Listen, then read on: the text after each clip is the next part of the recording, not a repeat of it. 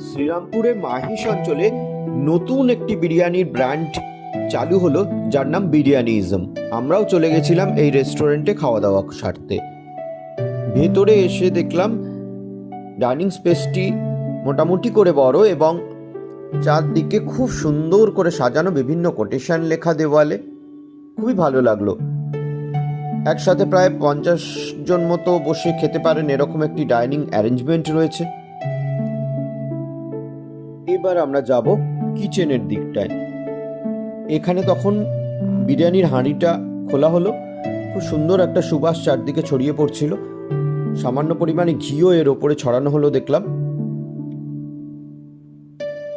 এদের রোলের কাউন্টারটি রেস্টুরেন্টের বাইরে।